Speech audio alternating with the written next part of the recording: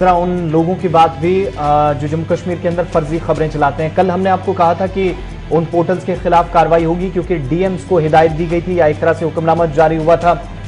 और अदालत की तरफ से जहां पीआईएल एक पहुंची थी उस पर गौर-व-खौज किया गया, समाअत हुई और फर्जी न्यूज पोर्टलों पर पाबंदी का मामला अब यहां तक पहुंचा है कि एक बार फिर से जो पीआईएल अदालत के सामने है, सोशल मीडिया के कंट्रोल करने पर अदालत का हुक्म कि जम्मू कश्मीर पीपल्स फोरम जिसकी तरफ से अदालत में एक अर्जी दायर की गई है और यह भी कहा गया है कि अर्जी दायर करने के बाद सोशल मीडिया को रेगुलेट कौन करेगा, इसके लिए जो तजावीज हैं पीआईएल के जरिए उन पर गौर किया जाना चाहिए, ये जम्मू कश्मीर हाई कोर्ट की तरफ से कहा गया है।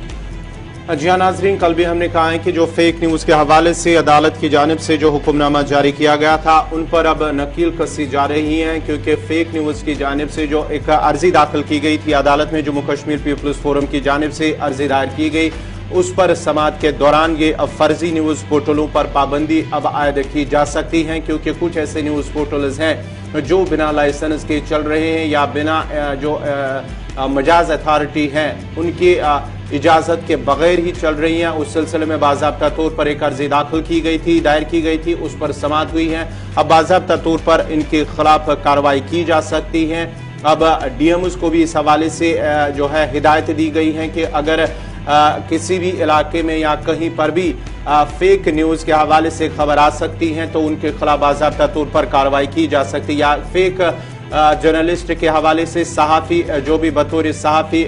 फेक होना है तो इस सिलसिले में बाज़ाब्ता तौर पर डीएम को ये इख्तियार दिए गए हैं कि वो उनकी निशानदेही करे और बाज़ाब्ता तौर पर पुलिस को इत्तला दे और उनके खिलाफ कार्रवाई की जाएगी। ये खबर तो कल हमने क्लियर आपको कर दी थी कि कार्रवाई आने वाले दिनों के अंदर हो सकती है और कुछ केसेस भी ऐसे र्यूमर्स फैलाने वालों के खिलाफ हुई थी या सोशल मीडिया का गलत इस्तेमाल करने पर। लेकिन senior news editor Syed Tajammul भी हमारे साथ हैं, उनसे मजीद इस पर तफसीलात लेंगे। सैयद तजम्मुल, बहुत शुक्रिया प्रोग्राम में ज्वाइन करने के लिए। ये जो अब अदालत की तरफ से दोबारा इसमें कहा गया है कि आप फौरी तौर पर क्राइटेरिया सेट करें,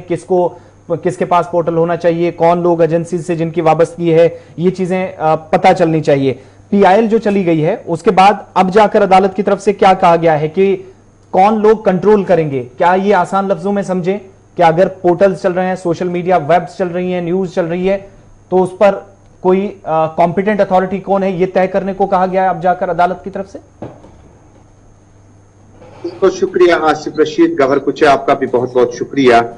पहले हम तस्लीम शुदा सहाफियों की बात करते हैं जिन्हें जम्मू कश्मीर इंफॉर्मेशन डिपार्टमेंट या मुल्क का कोई भी स्टेट या यूटी इलाका हो उसे एक्रीडेटेड कहते हैं, जिन्होंने सहाफत में अपने 10-15 साल मुकम्मल किए हों। उसके बाद जम्मू कश्मीर या कोई भी सरकार जो है उसे तस्लीम शुदा सहाफी करार देती है। दूसरी बात वर्किंग जर्नलिस्ट है, जिन्हें मौका नहीं मिला एक्रीडेटेड होने का, लेकिन उन्हें बड़े नुमाया कारकर्दगी का मुजाहरा किया। लेकिन जम्मू कश्मीर में चूंकि सोशल मीडिया का इनकलाब दुनिया भर में जारी है और हमसाए मुल्क में जब ताल्लुकात खराब थे सियासी तौर पर तो कहा गया था कि उन्हें सोशल मीडिया के जरिए से बहुत ज्यादा उनका मैसेज जो है आउटरीच प्रोग्राम पहुंच रहा है, यानी एक तरफ इसकी बड़ी पॉजिटिव हकीकत है। लेकिन दूसरी तरफ जम्मू कश्मीर चूंकि बड़ी सेंसिटिव स्टेट है, यहाँ पर किसी वक्त में लोकल केबल टीवी चैनल भी बंद कर दिए गए और उसके बाद सोशल मीडिया के इनकलाब के आते आते जम्मू कश्मीर में अगर हम ये कहें कि हर घर और हर मोहल्ले में सहाफी है और सहाफत का किरदार बड़े अच्छे से निभा रहा है तो बेजा ना होगा। लेकिन जम्मू कश्मीर में आप चूंकि MM शुजा जनरल सेक्रेटरी और सिटीजन फोरम के, उन्होंने लगातार जम्मू कश्मीर के हाई कोर्ट का दरवाजा खटखटाया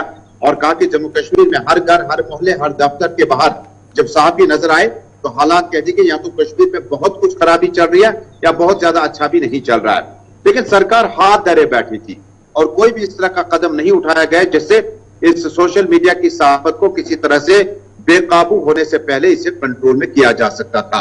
अब जनरल सेक्रेटरी MM शुजा की उस अर्जी के बाद जो कि चीफ जस्टिस ने मौसूफ केस को खुद सुना और अदालती अहकाम जारी किए। अदालती अहकाम में कहा गया प्रिंसिपल सेक्रेटरी जम्मू कश्मीर महकमा इत्तलात व अवामी राब्ता यानी इंफॉर्मेशन डिपार्टमेंट के प्रिंसिपल सेक्रेटरी मेरी दानिशगी में रोहित कंसल ही है, जिन्होंने जम्मू कश्मीर में काफी टाइम से इस इंफॉर्मेशन डिपार्टमेंट को बीबी व्यास के बाद देखा, नजदीक से देखा और ये उन्हें हुक्म जारी किया, हिदायत जारी किए कि ऐसे लोगों की निशानदेही करें जिनके सोशल मीडिया पर पोर्टल चल रहे हैं लेकिन उनका इंदराज कहीं नहीं है, वो रजिस्टर्ड कहीं पे भी नहीं है। और मैं आपको बता दूं कि आप रजिस्टर्ड और गैर रजिस्टर्ड क्या होता है। यानी अगर आपका अखबार चलता है उसके नाम से आपका पोर्टल चल रहा है, RN रजिस्ट्रेशन है, आप अकाउंटेबल है कहीं पर कि आपने इस अखबारात का गलत इस्तेमाल पोर्टल के जरिए किया अगर अब आपने कल पोर्टल के जरिए से कोई ब्लैकमेलिंग या कोई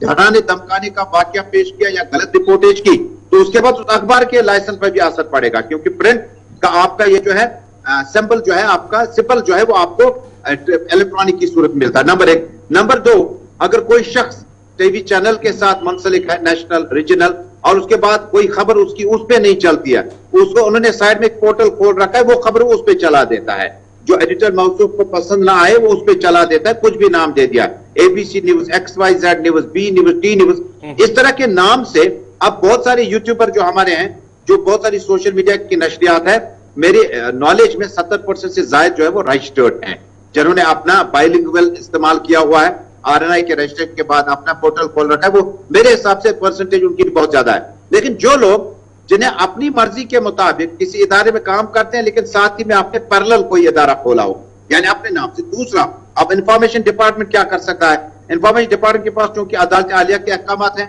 और इन्हें हल्के से नहीं लिया जा सकता। ये कोई information broadcasting ministry Anurag Thakur ji का कोई हुक्मनामा नहीं है, जो गुज़श्ता से पैवस्ता सोशल मीडिया पे गश्त करता रहा, बाद में किसी ने कहा सही है, बाद में किसी ने कहा गलत है। ये अदालत अहकामात है और प्रिंसिपल सेक्रेटरी इंफॉर्मेशन ने इनको अमलाना है, जिसमें आप फेक न्यूज,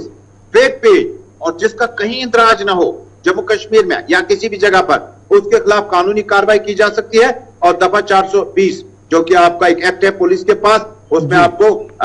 गिरफ्तार किया जा सकता है, आपके खिलाफ कानूनी कार्रवाई की जा सकती है। लेकिन कल से आसिफ रशीद हैरानकुन तौर पर हमने देखा कि सोशल मीडिया के वो पेज जो है वो खामोश हो चुके हैं। कल से उस अदालती अहकामात की इस खबर के बाद अब वो कम होने लगे हैं, जो कि इंतखाबात हैं, जो कि अमरनाथ यात्रा है, जो कि बड़े सेंसिटिव इश्यूज हैं। और यहाँ पर अगर